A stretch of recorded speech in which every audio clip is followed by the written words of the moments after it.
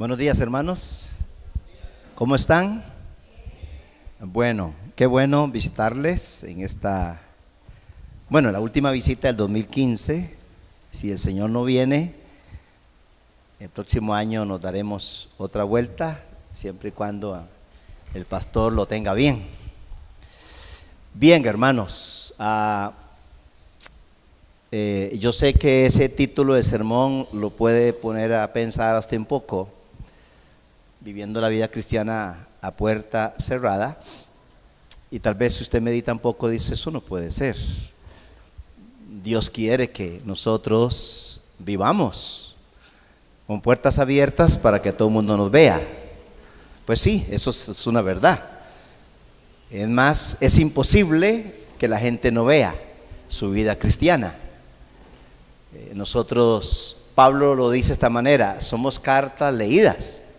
O sea, el mundo lee su vida, el mundo lee su conducta, su manera de conducirse, su manera de hablar, su manera de hasta de pensar. Es inevitable. Entonces, ahí no cabe el concepto, el título del sermón. Todos somos testigos de que en la vida cristiana siempre podemos ocultarle algo a la gente de lo que hay en nuestro interior, pero hay alguien que no podemos ocultarle nada. ¿Y quién es? Dios. O sea que por más que cierre puertas, Dios penetra su puerta y mira todo lo que hay dentro de usted, dentro de mí. Y Dios sabe, conoce las intenciones que hay en el corazón del hombre. Y que antes del hombre darlas a conocer hablando, Dios conoce aún nuestros pensamientos. Es increíble Dios, ¿no es cierto? Y es un Dios bueno. Su Biblia en Mateo capítulo 5,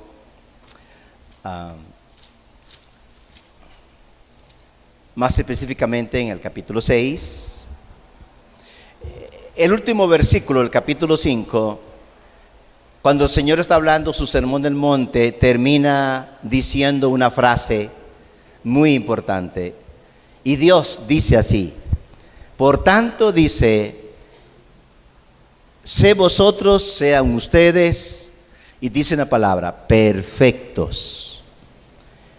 Y luego dice, ¿como quién? Y dice, ¿como quién? Y dice, ¿el quién? Como vuestro Padre.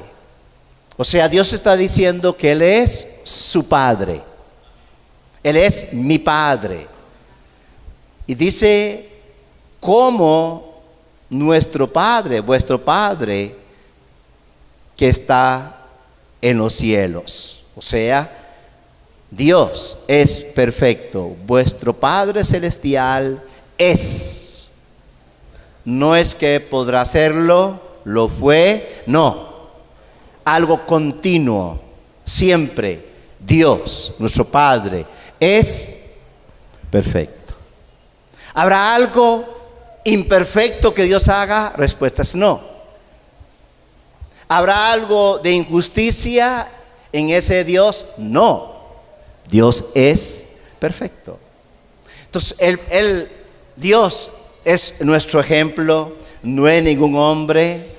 Y anteriormente a estos versículos, antes de decir esto, ya Dios ha venido hablando de que Él es un Dios bueno, que da sol para justos e injustos, que manda lluvia para buenos y malos. Ese Dios es perfecto, Dios. Pero el capítulo 6, la intención de Dios ahora es enseñarnos a nosotros, a usted, a mí, enseñarnos cómo usted y yo debemos de hacer las cosas y delante de quién las estamos haciendo. Sí, nosotros a veces, quizás en nuestra vida anterior, crecimos, aprendimos a estar muy dispuestos a mostrarnos a la gente, escoger palabras dependiendo con quién hablamos, cómo nos conducirnos. A veces hasta se planea cómo ir a hablar con una persona, qué le voy a decir, cómo lo voy a decir, qué gestos y todo esto. El hecho es que Dios nuestro Padre, nos va a enseñar cómo debemos de vivir nosotros en las cosas que hacemos. Y entonces hay 3 cosas que los fariseos hacían, 3 cosas que hacían ellos sin dejar de hacer lo uno de lo otro. Para los fariseos estas 3 cosas eran vitales en su vida religiosa. Ahora, recuerde, vida religiosa. Religión tiene que ver con las cosas que hacemos. Religión no es mi fe en Dios, no. Es el resultado de esa fe en Dios, algunas cosas que yo hago. Y entonces, por eso Santiago dice que religión es ir a las cárceles, visitar a los enfermos, ayudar a los pobres.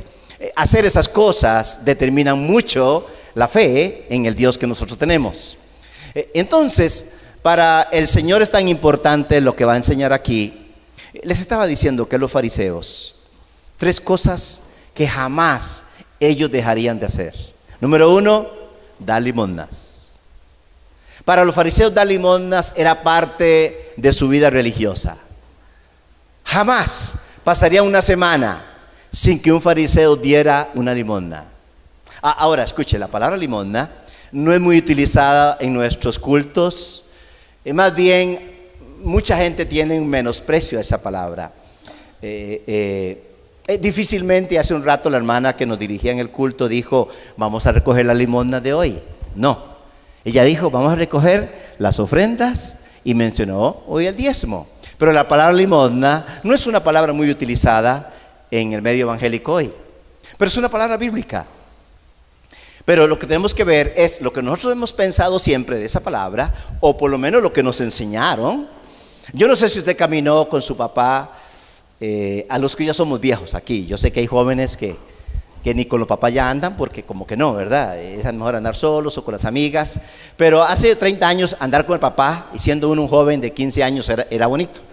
Y puedo hablarle de mí. Entonces a mí me gustaba, mi papá me llevaba los domingos a misa, me acuerdo, hace muchos años. Iba con él y yo veía que mi papá se comportaba. Entonces mi papá daba limosnas. Él siempre andaba a menudo en una bolsa.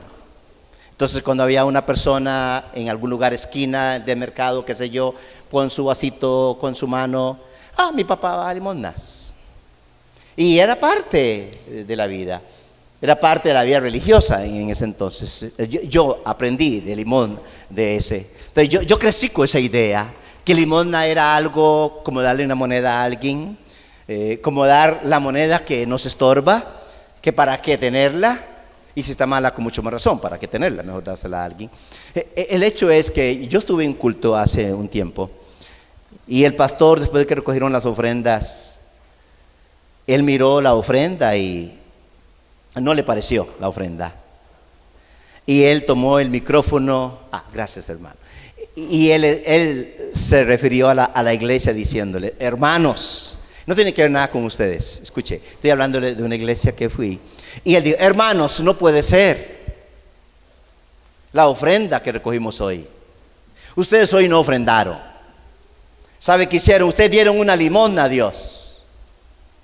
Él usó esa frase para decir que fue muy poco. Y Dios no se merece que usted le dé poco. Él decía esto. No puede ser. Así que esta limosna queda como limosna y vamos a coger una ofrenda de verdad. Y allá se dio su gran explicación. Entonces la idea de él era que algo muy poco sería una limosna. Y él dice, Dios no se merece limosnas. El que se merece la limosna sería pues aquel que está por ahí en la esquina recogiendo limosnas, pero que Dios no merece limosnas sino ofrendas. Ahora, la palabra limosna en la Biblia no significa eso. En la Biblia explícitamente en el Antiguo Testamento no está, pero implícitamente sí está. O sea, Dios siempre pensó en los pobres. La limosna en la Biblia siempre fue un dinero para darle a los que no tienen. Y no es una mala palabra. Entonces, por ejemplo, Dios, cuando los ricos recogían sus cosechas, las espigas que caían o las que quedaban ahí, había un requisito en la ley, había que dejarlas. ¿Sabe para qué? Para que vinieran los pobres, las viudas, y las recogieran y fueran su sustento.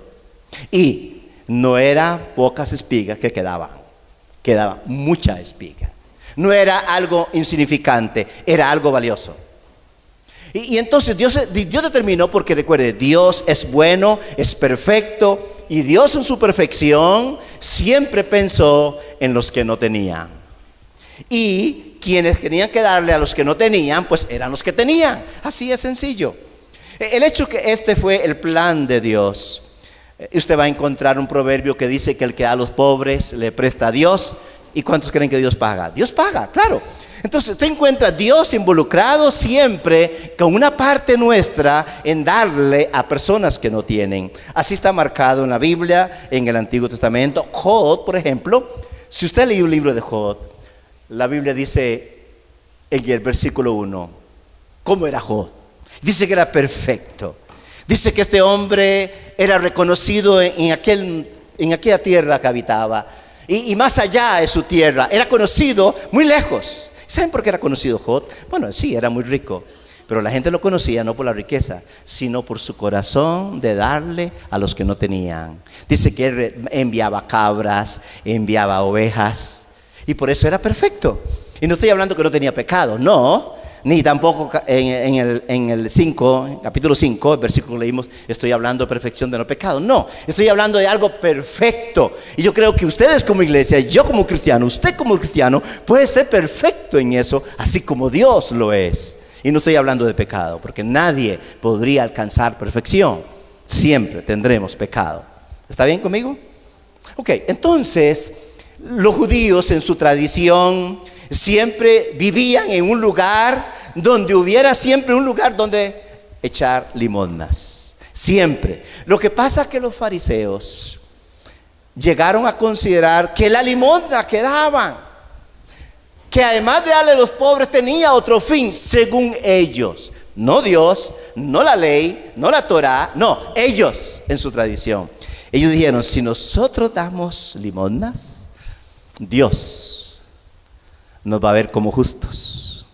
Y ellos quisieron de alguna manera tratar de pagarle a Dios con las limosnas en su vida pecaminosa. Pero no es muy lejos, hermanos. En la tradición religiosa, mucha gente tiene la idea, si esa persona dio muchas limosnas, y si no quiero usar la palabra, no importa, pero si dio muchas cosas y muere, la gente tiene esta idea: por todo lo que se le dio a los pobres, de seguro que está en el cielo. Mientras que si era un codo, pinche, no sé, codo dicen los mexicanos, si usted es un pinche, que usted se mete la mano y no la saca de ahí, ese no le daba nada a nadie y seguramente debe estar en, qué sé yo, purgatorio, infierno. La gente siempre trata de ubicar a las personas, muchas veces dependiendo de lo que hizo, y Dios no ve eso. Usted, para ir a la presencia de Dios, para ser justificado, Dios no ocupó su dinero, Dios no ocupó nada. La sangre de Jesús fue suficiente. Y usted tiene que creer eso. Pero los fariseos ya tomaron la postura de que dar limosnas era clave. Y por eso la manera como ellos adoptaron de darla fue recriminado muy fuerte por Jesús. No en sí el dar la limosna. Mire, por ejemplo, entonces el versículo capítulo 6. El Señor comienza hablando así: cuidado, o cuídense, quizás su versión Reina Valera, de no practicar, ¿qué? Vuestra justicia. O escuche, no la justicia de Dios, no, su justicia. O escuche, porque de alguna manera nosotros con lo que practicamos estamos demostrando algo. Por eso cuando dé limosna, dice: cuidado de no practicar vuestra justicia. ¿Delante de quién, hermanos? Delante de los hombres. ¿Para qué? para ser vistos por ellos. De otra manera, no tendréis recompensa. ¿De quién? De vuestro Padre, que está en los cielos. O sea, cuídense. ¿Por qué tienen que cuidarse? Porque había unos que no se cuidaban. Ellos sí les interesaba ser vistos.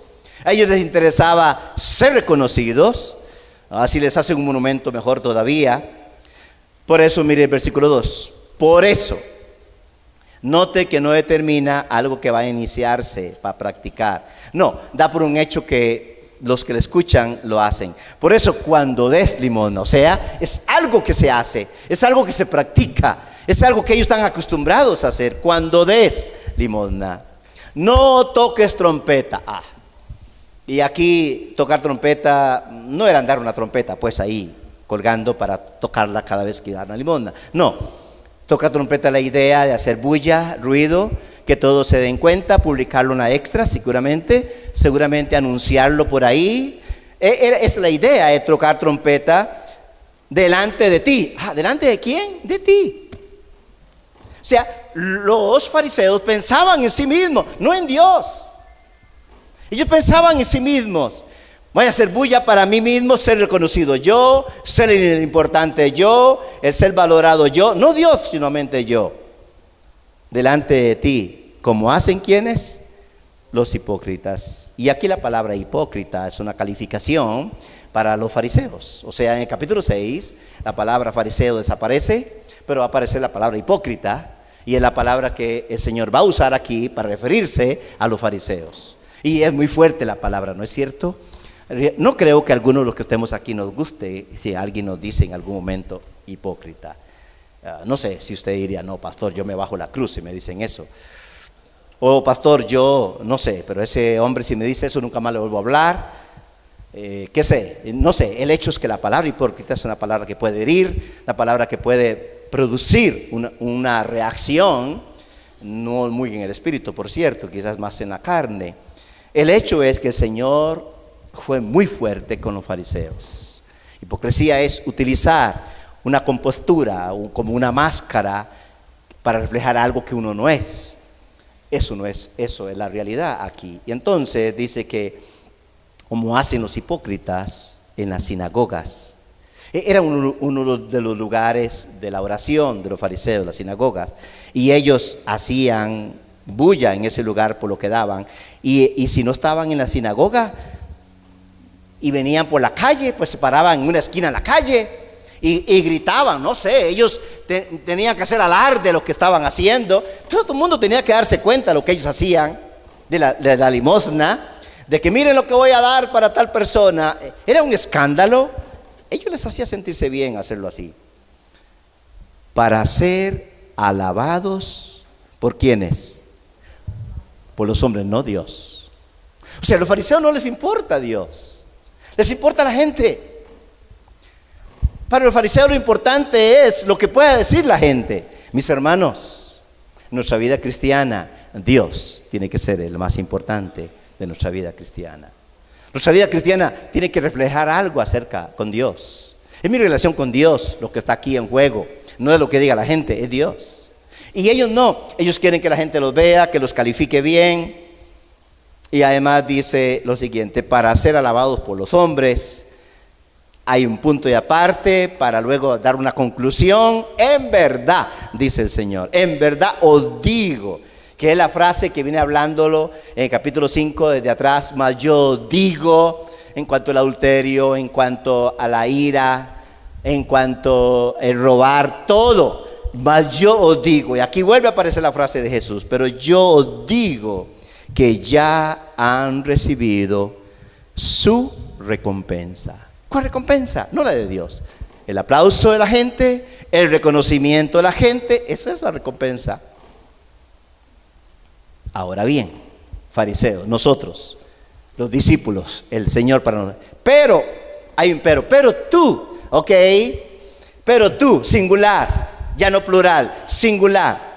Pero tú, dice, pero tú, cuando des limosna, que no sepa tu mano izquierda lo que hace tu derecha, para que tu limosna sea en secreto, así como una puerta bien cerrada. Y tu Padre que ve, ¿a dónde, hermanos? En lo secreto, te recompensará. O sea, en este texto tenemos la enseñanza que podemos dar limosna. Pero escucha bien, limosna no es una moneda por ahí.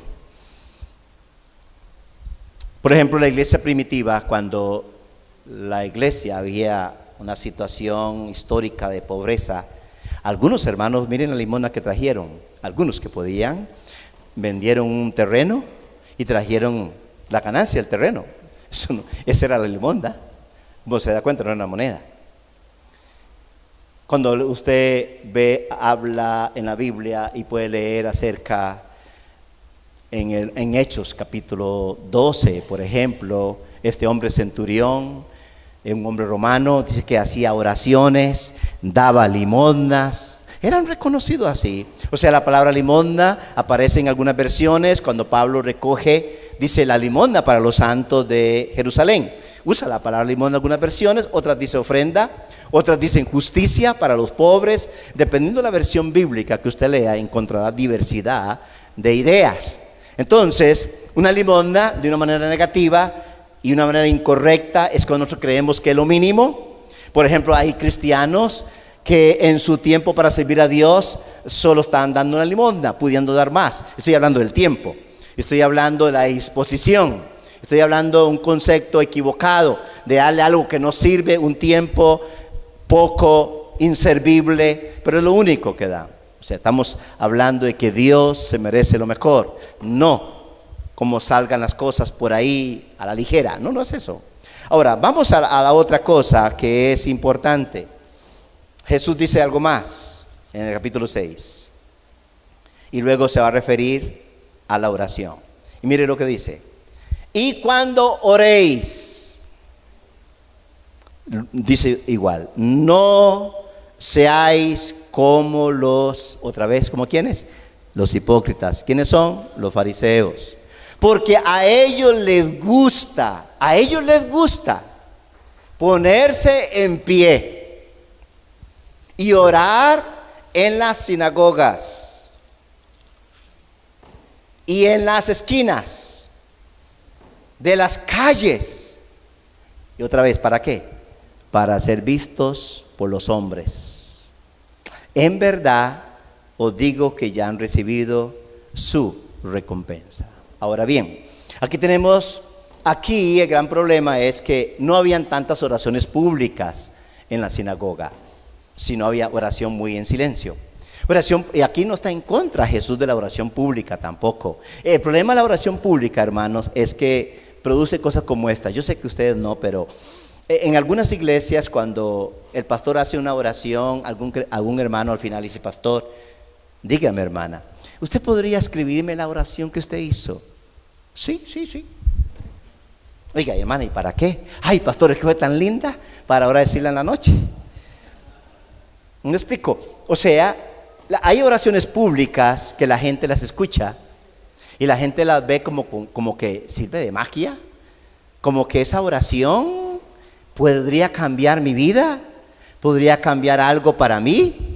Es tomar una oración pública de alguien para hacerla parte de mí y no es mía. Estoy orando una oración que no es mía. Ese es el error que se puede cometer de las oraciones públicas, en donde la gente no ora realmente, sino repite una y otra vez la oración de alguien. Los fariseos se ponían en pie y todos los que estaban en la sinagoga los escuchaba hacer la oración. Y ellos se sentían muy bien. Ahora, no estoy diciendo que usted no ore en público. Nosotros acostumbramos que alguien nos dirige en oración o clamamos todos juntos. Todo eso está bien. Pero ¿cuál será el motivo de nuestra manera de hacer una oración? ¿Será que los hermanos me vean que yo oro muy lindo? ¿Será que quiero que me la compren la oración? ¿Quiero ser famoso por la manera de orar? Eso sería lo negativo. Ahora, ¿de qué habla Jesús? Pero escuche bien, vaya a Lucas 18 porque tenemos un ejemplo que yo quiero mencionarles. en el libro de Lucas, capítulo 18. Y vamos a ver si usted y yo podemos tratar de pensar un poquitito en esta oración.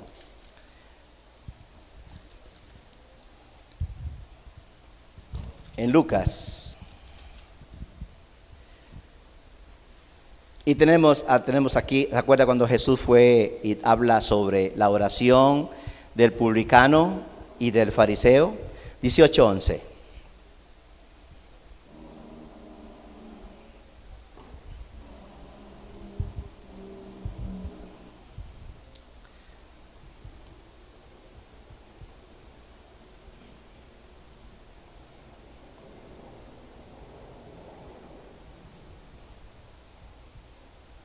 Ok.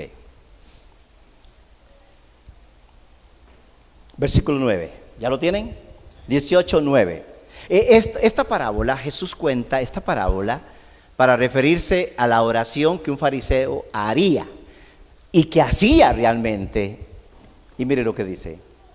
Refirió también esta parábola a unos que confiaban en sí mismos. Recuerde que el problema de los fariseos es confiar en sí mismos. Confiaban en la oración que hacían, confiaban en las limosnas que daban, todo lo que ellos hacían, su confianza estaba en lo que ellos hacían y no en Dios. Escuche.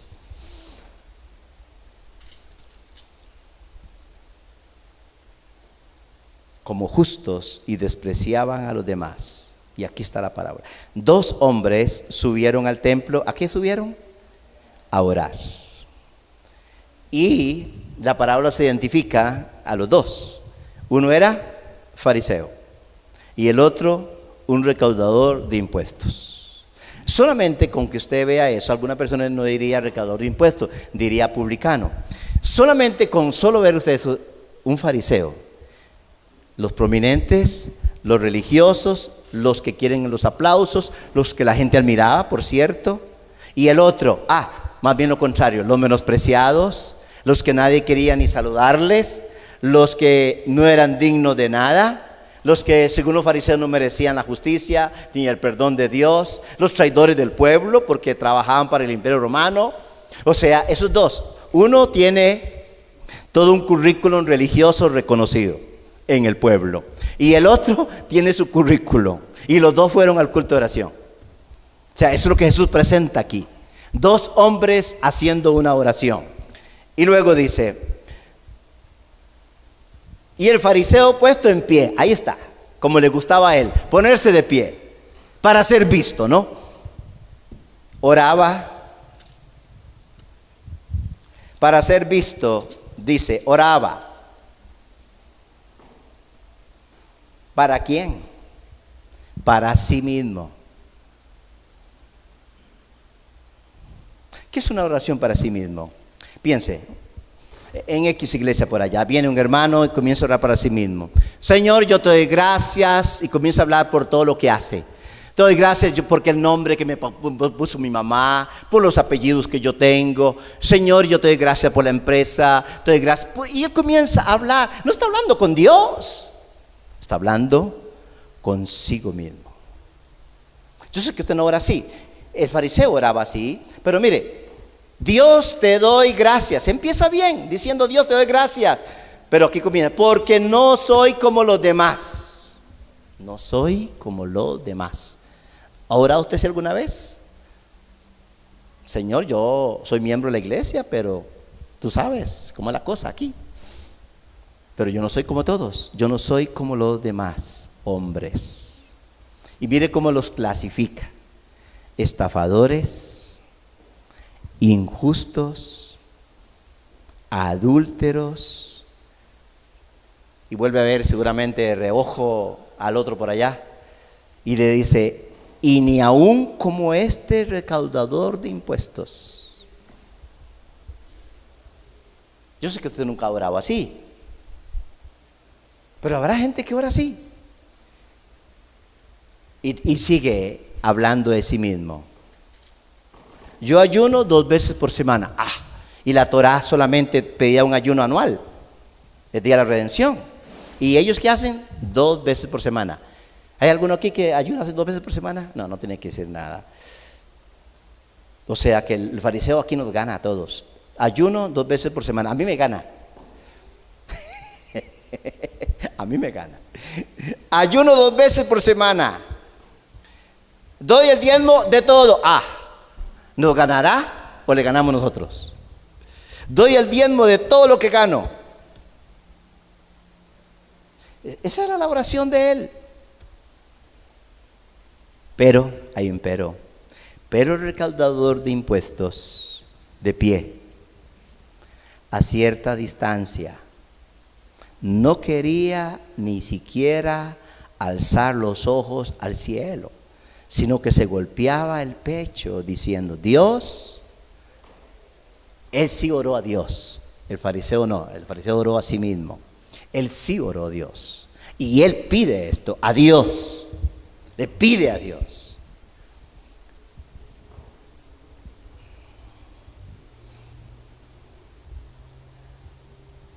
Dios, ten piedad de mí, pecador. Esa es la oración correcta de un cristiano. Así es como tenemos que orar nosotros, aceptando nuestra realidad. Y dice además, no habló nada de lo que él hacía, de sus negocios, nada, no era importante en ese momento. Os digo que éste descendió a su casa justificado, porque el único que justifica es Dios. Y él lo que está pidiendo es que Dios lo justifique, que Dios sea el que haga lo que tiene que hacer. Pero aquel no, porque todo que se ensalza será humillado, pero el que se humilla será ensalzado. Los fariseos, mis hermanos, no sabían meterse a un cuarto en su casa y cerrar la cortina, seguramente yo le puse puerta, y orar ahí con Dios. Esa oración para los fariseos no tenía ningún valor. La oración que tenía valor para los fariseos era aquella en la esquina, en la sinagoga, en el templo, alzando la voz para ser escuchado, para ser visto, para ser recompensado. Esa era la oración.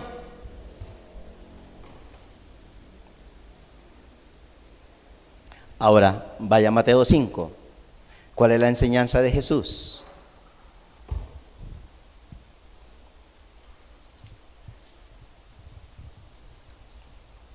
Pero pastor, ¿dónde puedo orar yo? Sí, la oración del cristiano no está regulada geográficamente por ningún lugar. Sí, si usted está acostado puede orar. Sí, si está trabajando puede orar. Sí, si está lavando sus platos en su casa puede orar. Sí. Yo puedo orar en la calle, sí. No hay lugar donde yo no pueda orar. Podemos orar, ¿cierto? En el bus, en el taxi, para que la María quizás no vaya muy rápido. No sé, el hecho es que oramos en cualquier lugar. Yo no estoy diciendo que no se puede, no es la idea aquí. La idea es otra aquí. Hay algo que Dios quiere de usted y de mí. Es algo que Dios busca de nosotros.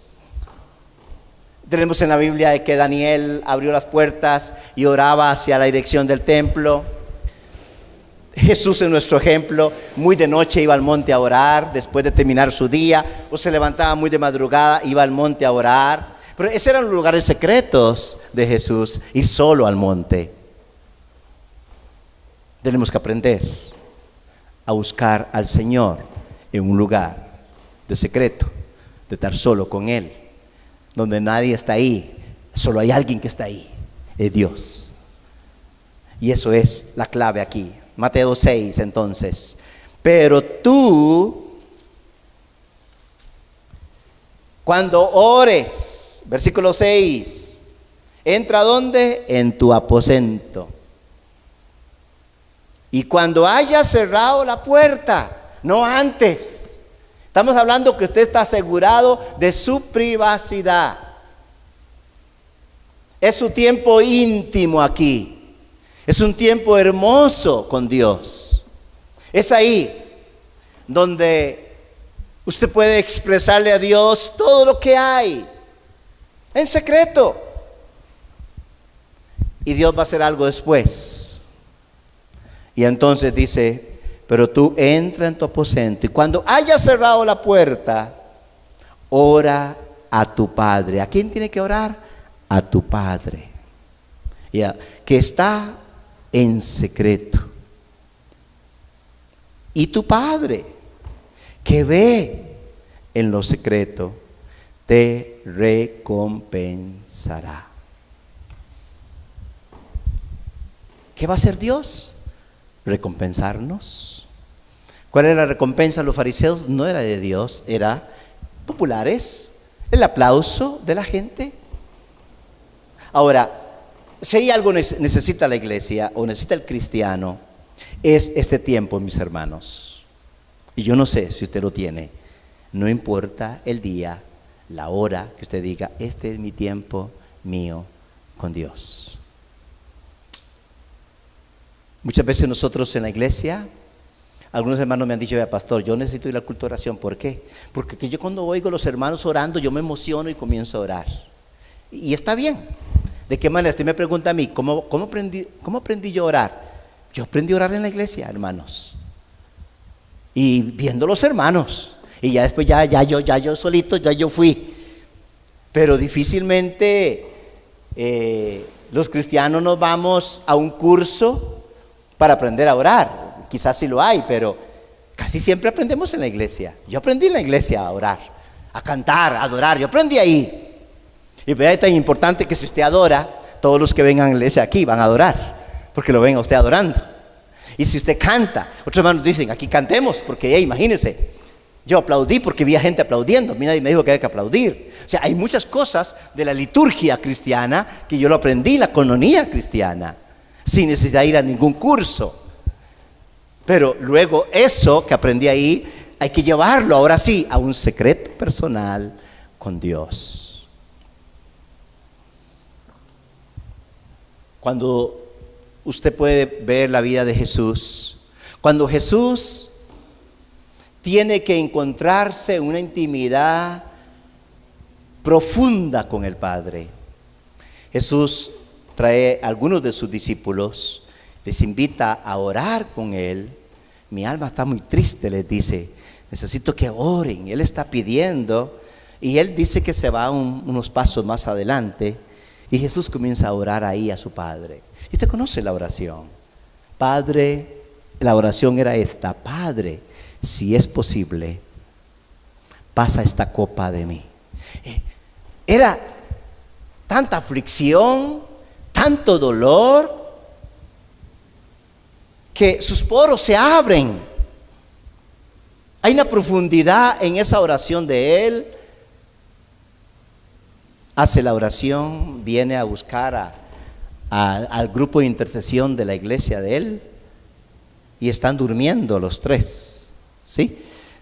Bueno, les dice algo por ahí y se vuelve a ir otra vez para allá y otra vez, 3 veces.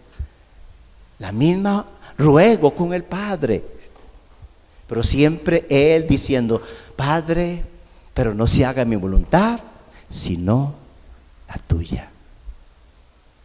Segunda vez, grupo de intercesión, dormidos. Tercera vez, dormidos. Ya, vámonos. Escuche, porque hay veces que nosotros nos desmotivamos en la oración si aquellos no vinieron. Pastor, como vinimos solo 2, ¿qué pasó? No, hombre, cerramos y no fuimos. ¿Pero por qué? Si Dios quería glorificarse con ustedes 2.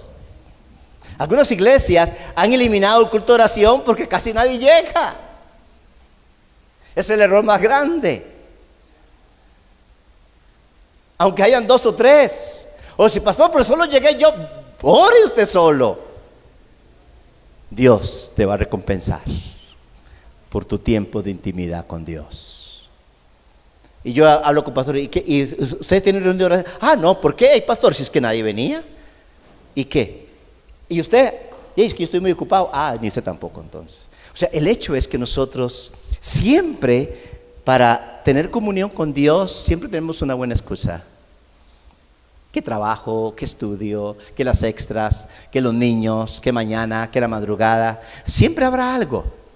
Pero si es una celebración de algo, aunque sean dormidos al trabajo, pero vamos dormidos al trabajo porque la fiesta no me la perdí. No, ese tiempo yo jamás podía evitarlo, me voy a sacrificar. Y para tener comunión con Dios, ¿qué vamos a hacer? Yo creo que Dios tiene interés, hermanos, en tener intimidad con nosotros. A tal punto de que dice aquí, otra vez, volviendo a Mateo 6.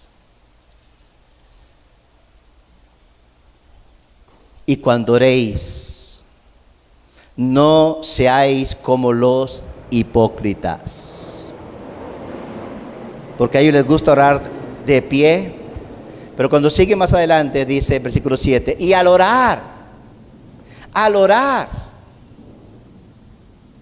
no uséis repeticiones sin sentido. Y luego ya saca a los fariseos de la lista de ejemplo y ahora pone otro, como los gentiles. O sea, ya no judíos, ya no los fariseos, los gentiles. Porque ellos se imaginan que serán oídos por su palabrería. Los gentiles, no judíos ya. Y ahí habían griegos, tiempo de Jesús habían romanos, y ellos estaban acostumbrados a sus dioses una y otra vez repetir. Por ejemplo, cuando usted va a Primera de Reyes y está el conflicto entre Dios y el Dios equivocado, erróneo, que no era Elías, sino que Dios tiene que enfrentarse, por así decirlo, a alguien que se dice ser Dios y que Israel está siguiéndole. Baal, en la época de Elías, se convirtió en el Dios del pueblo de Dios. Cambiaron a Dios por Baal. Elías, el tisbita, el hombre que aparece de la nada, porque no es importante él, de dónde viene, quién es, no es importante. Dios es el importante en el libro, en el Primera de Reyes. Pues la gente siempre mira a Elías, que Elías, yo quiero ser como Elías. ¿Qué? ¿Por qué? Es que Elías oró, pastor, y por 3 años y menos llovió. ¿Y qué? ¿Acaso fue Elías? ¿Puede un ministro detener la lluvia? Si Dios no está haciéndolo, nadie lo malo puede hacer. Y entonces el conflicto era entre Dios y Baal. El Dios que cree que es Dios de la lluvia, que es Dios del fuego, y hay una confrontación. Y Elías solamente es el vaso de Dios para Dios demostrar quién es el Dios. Y usted conoce Primera de Reyes ahí cuando hacen los sacrificios. Dice que los sacerdotes de Baal, desde la mañana hasta la tarde, repitiendo: Dios, óyenos, Baal, óyenos. Y nada que oía. Repitiendo lo mismo. Las repeticiones no van a cambiar, ni va a hacer moverse a Dios. El fin de la historia es que Dios manda fuego. Y Elías los confronta. Ahora sí, decidan ustedes a quién van a servir. Al Dios, el único Dios. Ustedes van a seguir a Baal. Era un conflicto así. Repeticiones. Van a repeticiones. Los romanos tenían sus liturgias y para ellos la liturgia era más importante que la fe a ese Dios. Déjenme poner un ejemplo, hermano, porque estamos viviendo hoy la época de ministros que están practicando liturgias en sus iglesias y la liturgia ha pasado a ser más importante que la fe de la gente. Y se lo voy a poner un ejemplo así. Y voy a poner mi ejemplo. Hace unos años, cuando yo inicié mi ministerio pastoral, pues yo aprendí con mi pastor a andar una botellita de aceite. Bueno, yo aprendí así, estoy confesándoles. Y cada vez que había alguien enfermo, pues yo venía, pero yo soy discípulo de un pastor. El pastor ungía con aceite, y entonces yo comencé a ungir con aceite, igual, y no me faltaba.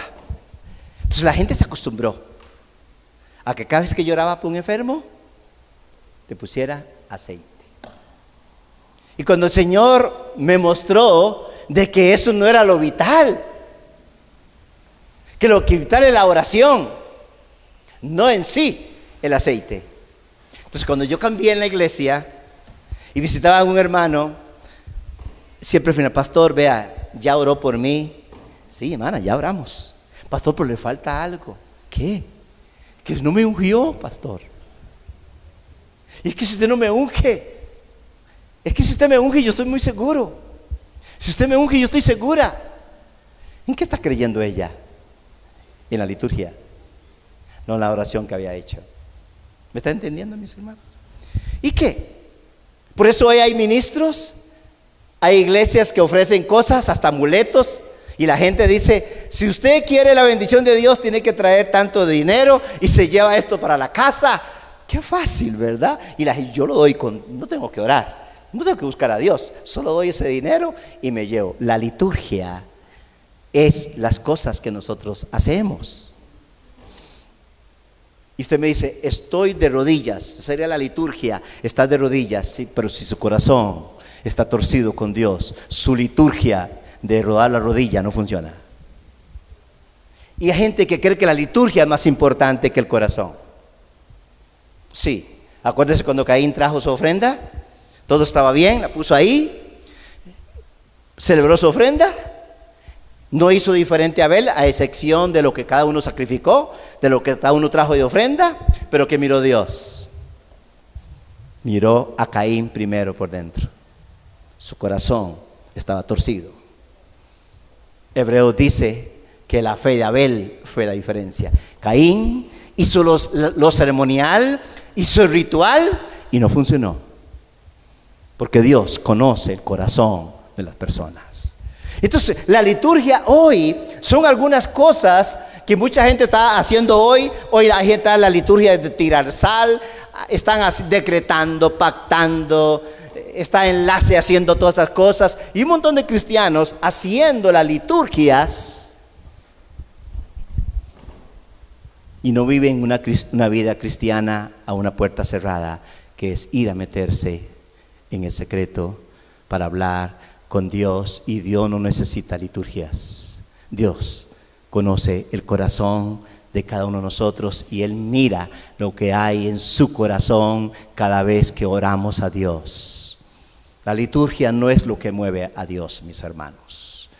Y hoy la gente valoriza. ¿Y qué es la diferencia antes?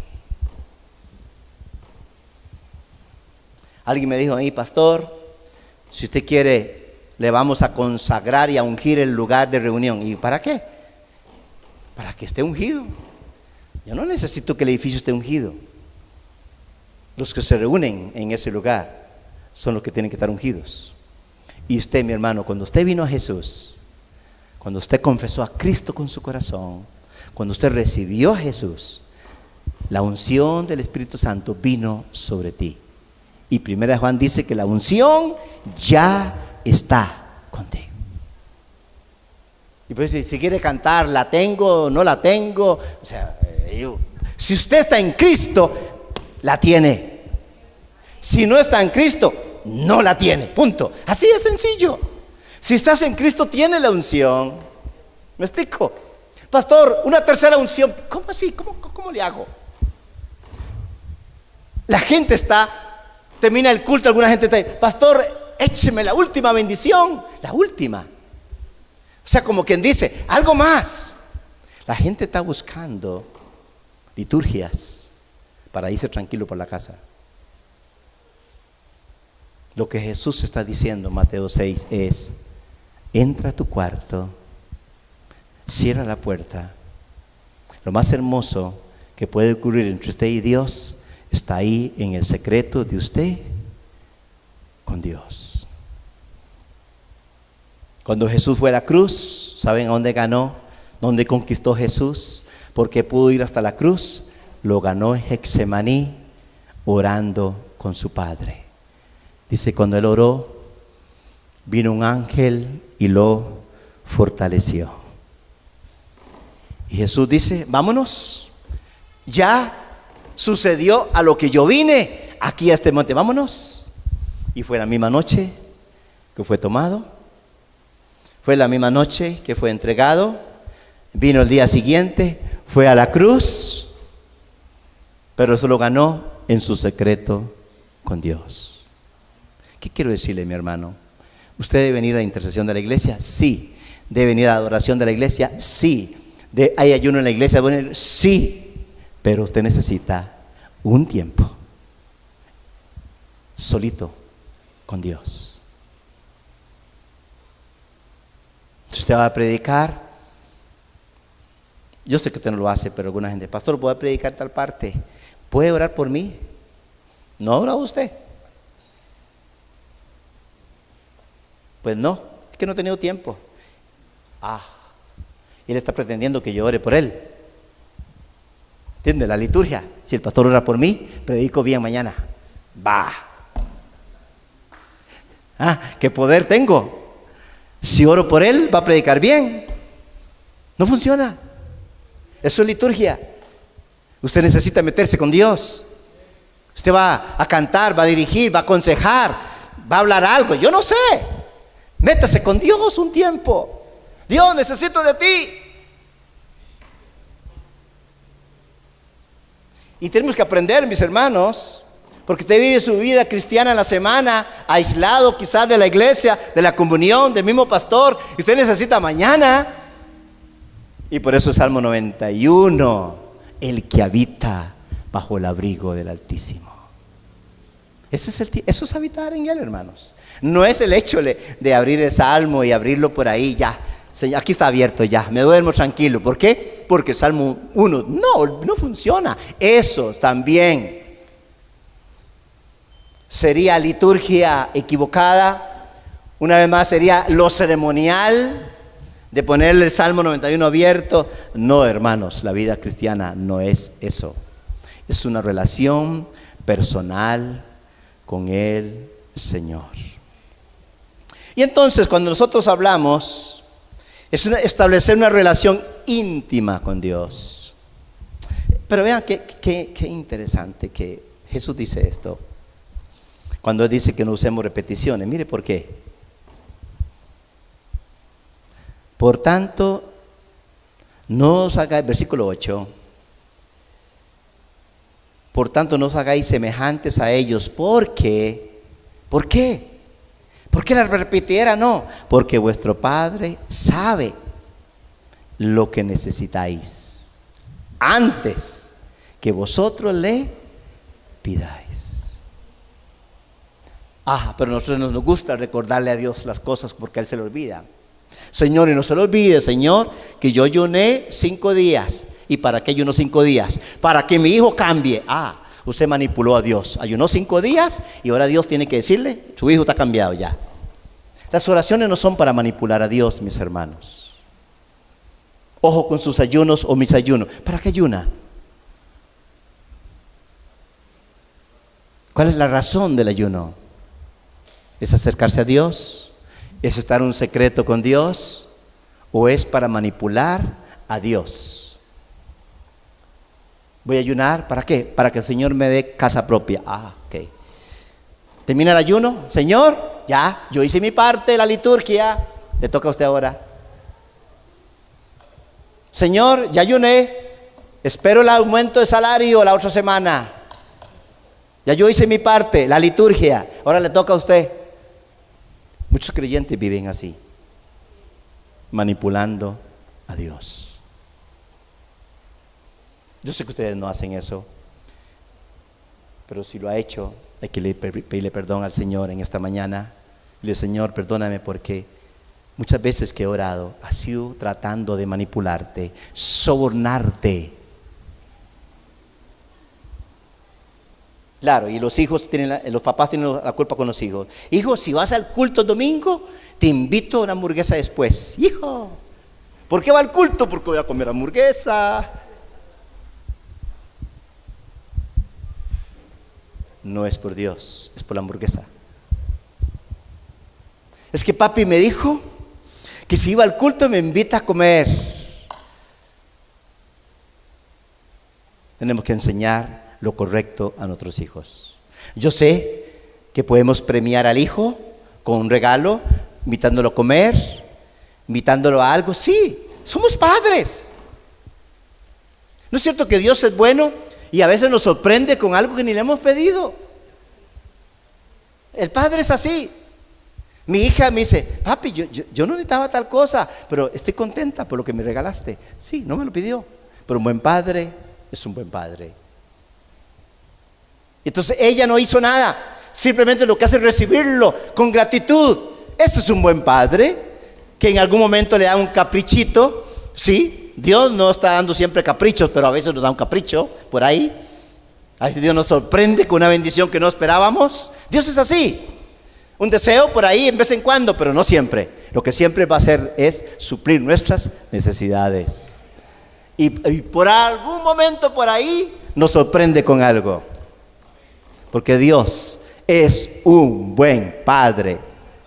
Todo el capítulo 6, el énfasis de que hay un Dios Padre. Un Dios Padre que todo lo ve, que conoce nuestras necesidades, que está siempre dispuesto a darnos, que Él siempre saca el tiempo para nosotros, nos cuida, nos ama. Es un buen Padre. Usted y yo no tenemos que tener ninguna queja con nuestro Padre. Claro, siempre entendiendo que Dios como Padre no está para contestarte todas las oraciones locas, perdone la expresión, que nosotros hacemos a veces.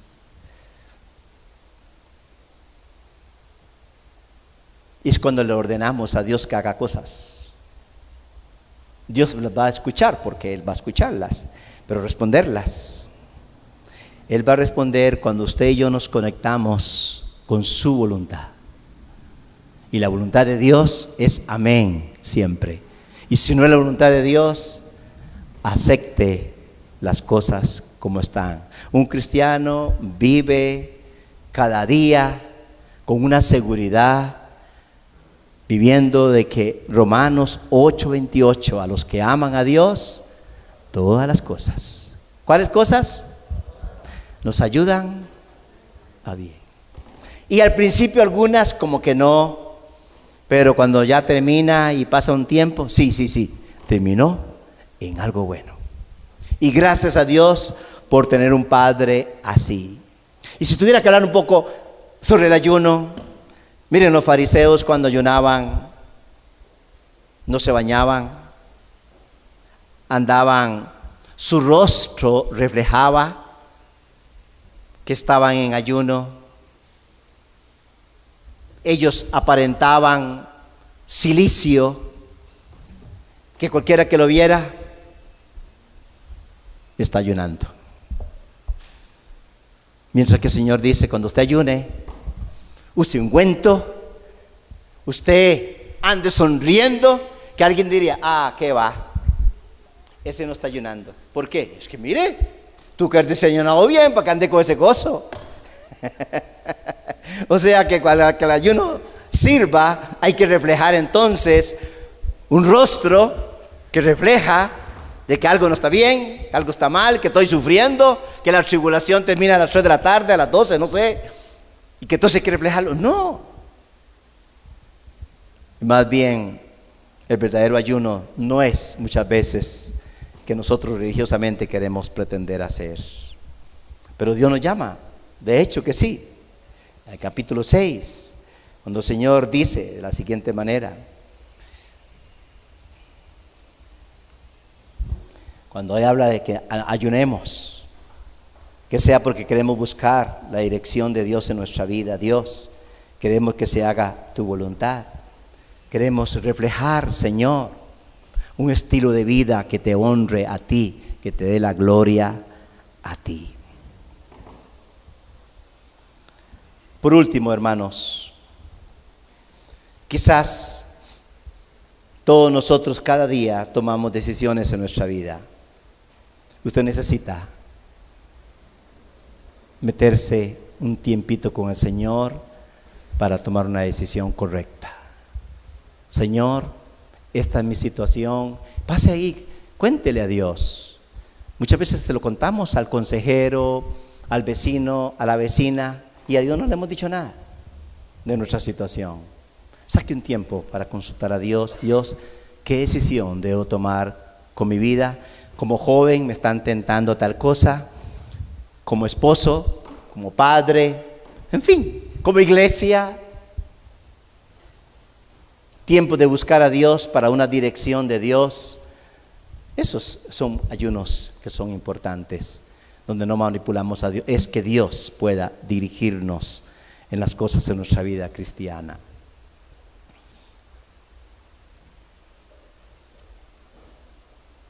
Cuando el Señor habían tantos discípulos que caminaban con Él, Él necesita tener una dirección, a quién elegir.